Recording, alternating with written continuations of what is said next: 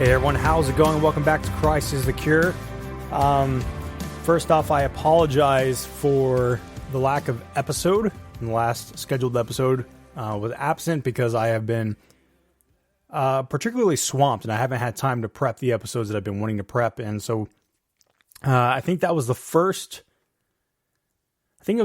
episode that we missed that was scheduled to be aired, which was it kind of hurt a little bit inside, you know, it's one of those things. But anyway, a lot has happened since then. I have a book on Amazon published, if you want to check that out. And it's particularly interesting if you were a fan of the Christmas and paganism, the follow-up for that, the feasts, and the Eastern paganism episodes. All it is are mildly edited transcripts into a more readable format, placed into a book along with the Christmas charts so that you can have that information written down before you.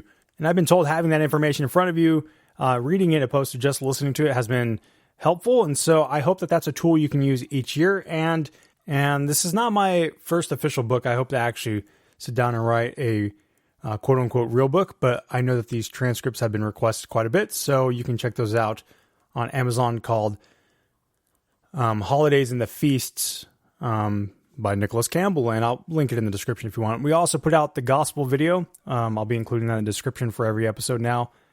And it was great to produce. People have been requesting more videos. The problem is knowing what content to put in videos, and video content takes more time and effort.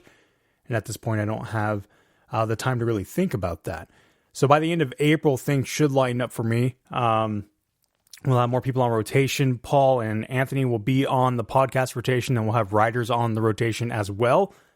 It'll be exciting to introduce new people to Christ the Cure so that I can kind of sit back and not be the sole face of what is happening here. And I hope that Anthony and Paul bless you. I'm sure they will. They'll bring different things to the table than what I can bring, which is one of the great things about the body, right? So today's topic is different. It's been requested several times. It's not going to be very formal compared to my other episodes, which sometimes you guys like more anyway. It's going to be an informal episode on what is being reformed. The reason why I haven't done this episode before is because people feel very strongly about this, and it's just a difficult topic to navigate because really the term is more fluid than most people like. And so we're going to talk about that a little bit today, and I'll include a curveball at the very end that I thought was interesting that I've realized over the years. And that's it. So let's begin. We're going to begin with what is most common within the Reformed tradition is that to be Reformed, you have to hold to the 3 C's. You have to be a Calvinist, you have to be covenantal, and you have to be confessional. Now, the first one, and shout out to Theocast. Theocast is a Reformed podcast that did an episode on this. I think it was like a 4-minute episode, and they summarized this sentiment very well. You can go look them up. But that's basically what it is that you are a Calvinist, you are a covenantalist opposed to a dispensationalist, and you are confessional opposed to non-confessional. So let's talk about the first one. We're going to kind of go through each one and discuss how this works functionally. So Calvinism and Reformed theology often get equated, right? So, you know, if you're a Calvinist, you must be Reformed. However, that's not the case. If you are a Calvinist and you're not confessional or covenantal, you're not Reformed, according to this definition, right? So John MacArthur, for example, he's a progressive dispensationalist. Well, I think it's progressive. He calls himself a leaky dispensationalist, whatever that means. But he's non-confessional in terms of he doesn't hold to a confession from the Reformation era, and he's not a covenant theologian. He's a dispensationalist, and he's a Calvinist, so he's not Reformed. So you can be Calvinist and not Reformed, but you can't be Reformed and not Calvinist according to this definition, and we'll get into where that kind of shifts around too. So we're actually going to skip ahead to the aspect of confessions, because this is the big one. In the standard Reformed definition, if you are not confessional, you are not Reformed. And so if you're a Calvinist, you hold to the 5 solas, right, of the Reformation, saved by grace alone, through faith alone, in Christ alone, according to the Scriptures alone, unto the glory of God alone. But you're not confessional, then you're not Reformed. And so here it's good to kind of touch on some of the history, right? So within the Reformation, you have, of course, Martin Luther and Ulrich Zwingli, who are doing Reformation work at the same time, right? Sometimes we give everything to Luther. We shouldn't. I don't know why he's overemphasized. Zwingli was doing the same thing at the same time, and you have these two different traditions emerging. You have the Lutheran tradition, and you have the Reformed tradition. So this is one thing to get out the gate. Even though Martin Luther was a reformer, he is not classified as reformed by most anyone. I see that distinction being made all the time by Lutherans. Jordan Cooper is kind of one of the top-notch Lutherans, and he has videos, several videos saying, what's the distinction between Lutheran and Reformed? So that's an important distinction. Just because Martin Luther was a reformer doesn't mean he's part of the Reformed tradition. So you're not Reformed if you're a Lutheran. There's a distinction there that needs to be made.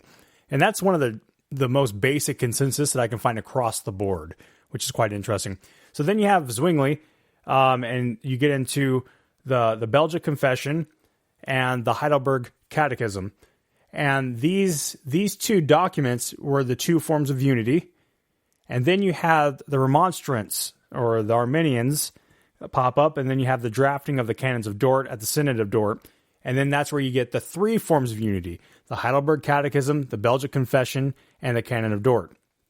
And down the road, you get the Westminster Standards, which are the Westminster Confession of Faith and the Catechisms. And then down the road from there, you get the 1689 London Baptist Confession. Of course, there were additions prior to that, but we're not getting into all the weeds there. There was a distinction between the Particular Baptists and the General Baptists. The Particular Baptists were the Calvinists, and the General Baptists were the Arminians. And so the Particular Baptists would be more along that Reformed branch, while the General Baptists would be seen as not so. If that confused you, it's okay. We're going to stop and kind of rethink that. So originally, the Reformed tradition was that tradition which came from Zwingli, and that was developed through the Belgic Confession and the Heidelberg Catechism. So you have this rich tradition based off these two confessions. And then with the Canons of Dort, at the Synod of Dort, Reform got narrowed down a little bit more by including the Canons of Dort in the three forms of unity. Now, a brief touching on the Canons of Dort. The Canons of Dort were a response to the Arminians, or the Remonstrants. And so this was the defining confessional document of Calvinism, so to speak. So at that point, you get the Westminster Standards, which are distinguished from the three forms of unity. And that's pretty consensus as far as I can tell. Ligonier at Table Talk was happy to say that the three forms of unity, or the Westminster Standards, would be a confession. It's a specific confession. There's also forms of piety and worship that come into play, but we're not kind of going that far into the weeds here. So at this point, the Reformed tradition is either Dutch Reformed, the three forms of unity, or Presbyterian, which is the Westminster Standards. Now, enter in the Particular Baptists, who differ on, of course, infant baptism and how covenant theology works, specifically in the details, and then also ecclesiology. And this would be arguably the Reformed Baptists or the Particular Baptists. Okay. At this juncture, there are debates about which one of these three are Reformed and which ones aren't.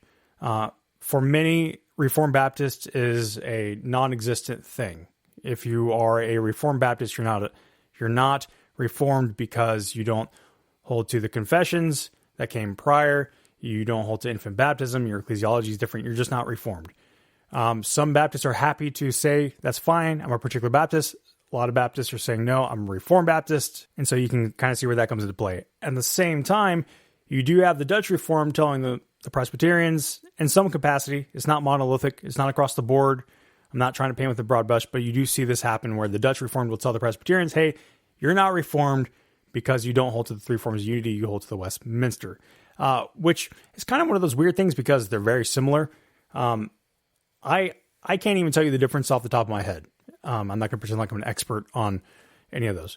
But then if you step back further, you have that which came before the Canons of Dort with the Remonstrants and Jacob Arminius, who held to the Belgic Confession and the Heidelberg Catechism, and they would consider themselves Reformed.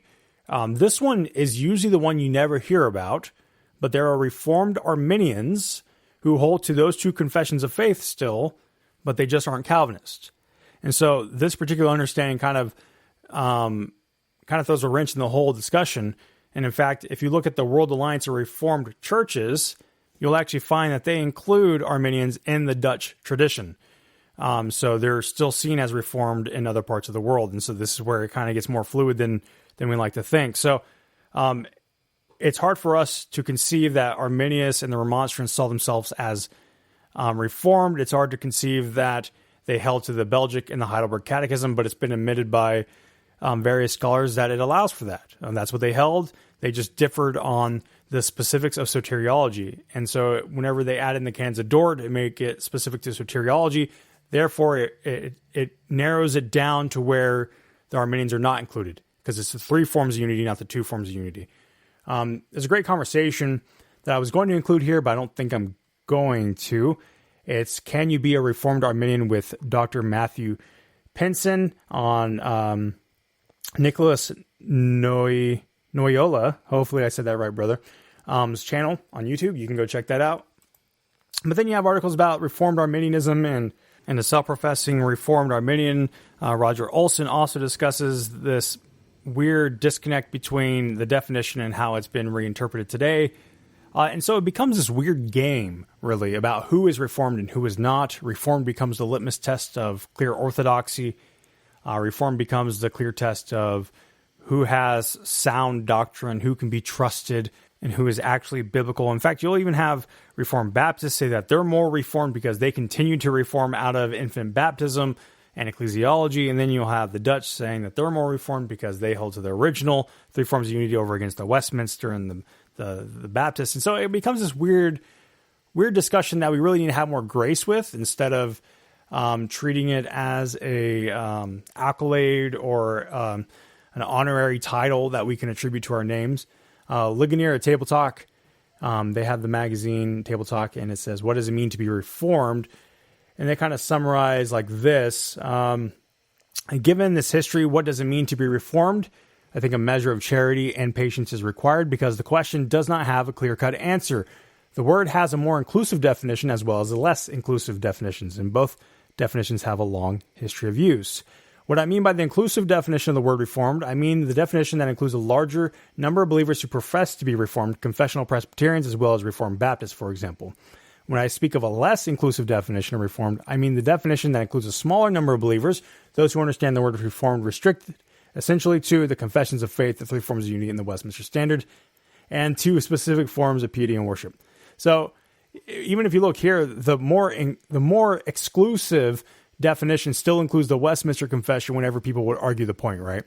And it excludes the Reformed Baptists. And so even on Ligonier, you see this dynamic kind of show its face. The more inclusive definition of the word Reformed focuses on the narrow range of the doctrines as defining what it means to be Reformed.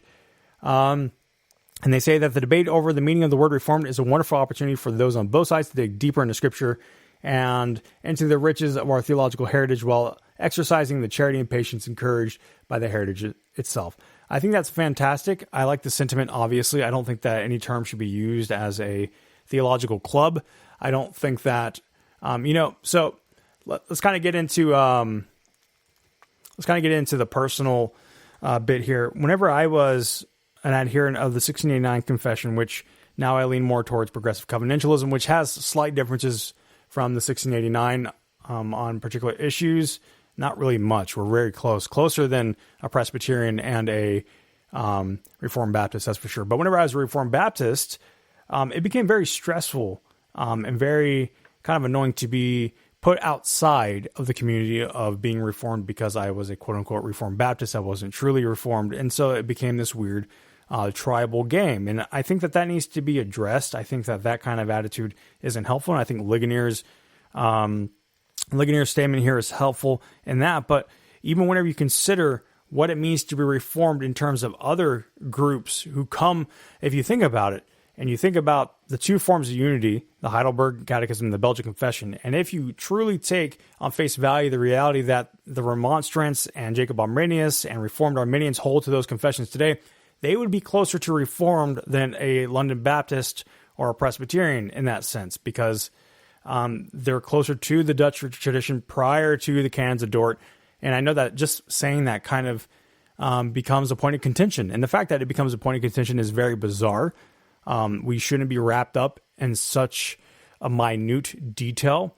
If we define Reformed generically in terms of kind of an ad fontes, back to the source, we're Reformed back to the Scriptures, then I'm all for it.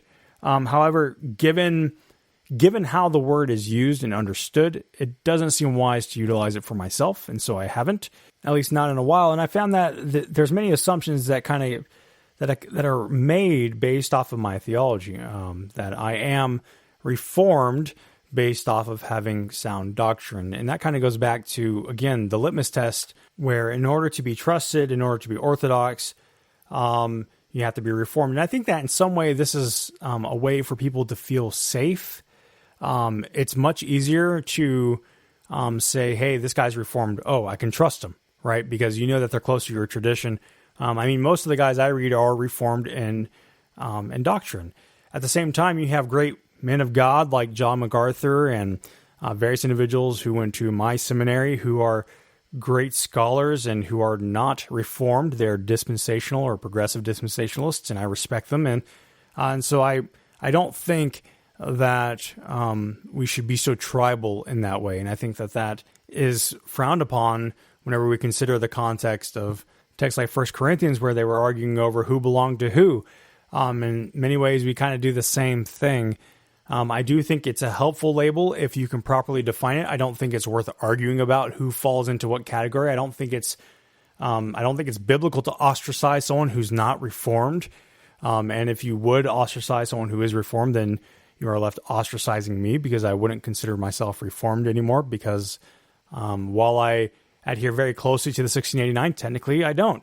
And even then, whenever I did hold to the 1689 confession, I wasn't technically Reformed according to Presbyterian standards or Dutch standards. And then you kind of get into more of the weeds there. So I'll put a bunch of links in the description here. You can read through them yourself. And I've seen a range of definitions on what it means to be Reformed, from you adhere to the 5 solas and you're a Calvinist. And it's a very limited understanding.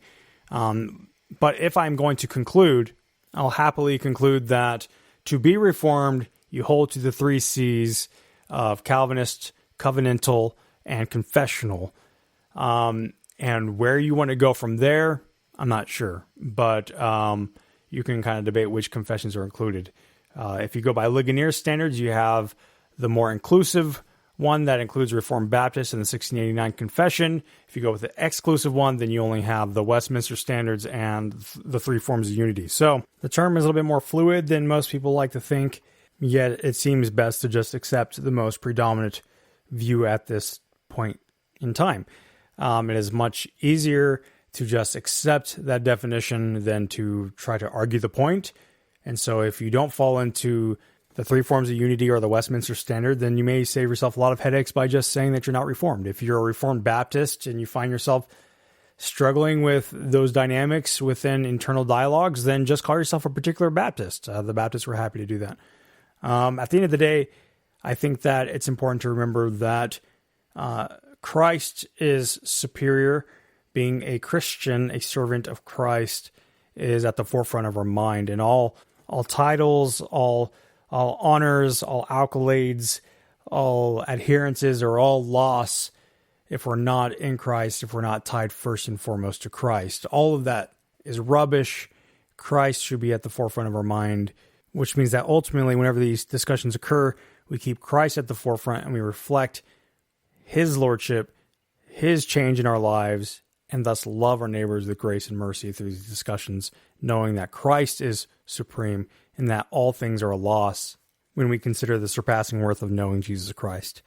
So just be graceful, be seasoned with salt, love one another, contend for the true gospel, because right now there's a lot bigger fights right now than who's Reformed, who's not Reformed. Right now we need to worry about the gospel, the deity of Christ, especially the deity of Christ. I can never get over the numbers that came out from the Ligonier State of Theology survey on the deity of Christ. That's just baffling. So let's be united in that, because that's insane.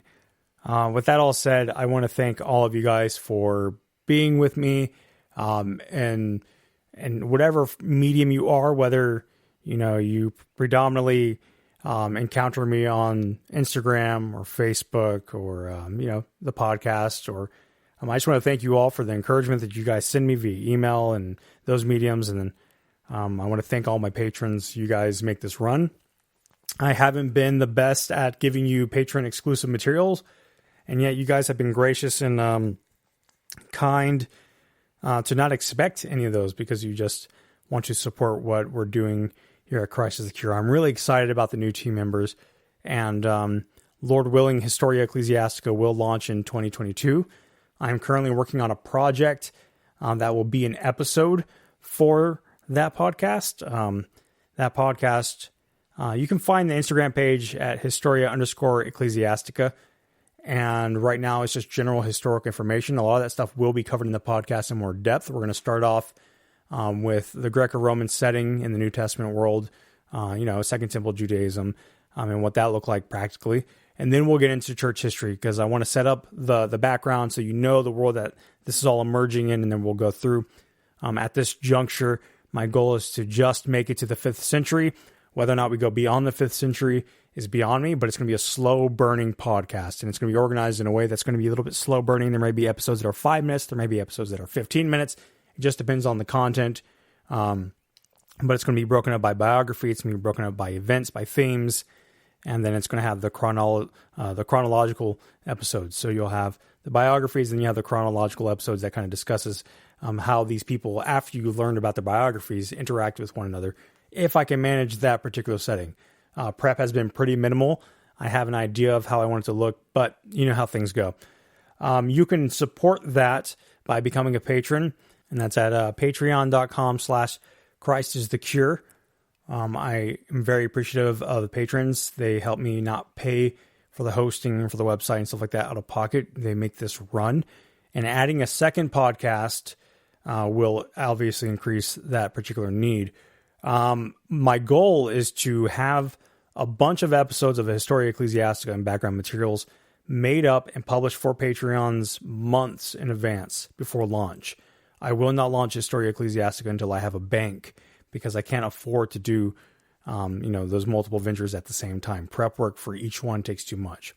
So in terms of the Christ is the Cure, what happens we're still bi-weekly on this show. What happens in the next episode is kind of up in the air. We may talk about Philippians 3 because Philippians has been rocking my world lately. If I'm honest, it's been extremely humbling and has just radically changed how I view everything.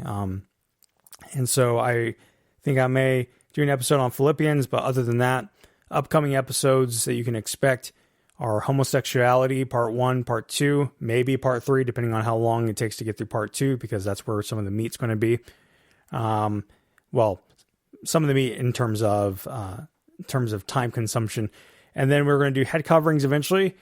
I want to touch on that because I've done some reading on that. And then we'll probably have Paul and Anthony in by then. And we're discussing what's going to happen on the show with them. So that's the update for Christ is the Cure. Thank you all for your patience with me. It's been an extremely busy few months. It's been stressful, but it's been good. It's been beneficial. I've been growing a lot, and it's been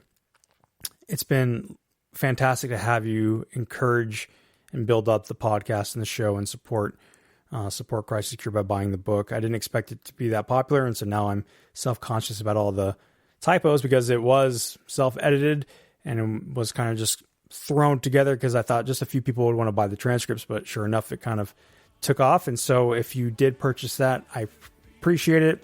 And if you feel so led, leave a review on Amazon, letting me know how it is. And yeah, so that's it. God bless you all. And I hope you have a wonderful week, and we'll see you in 2 weeks.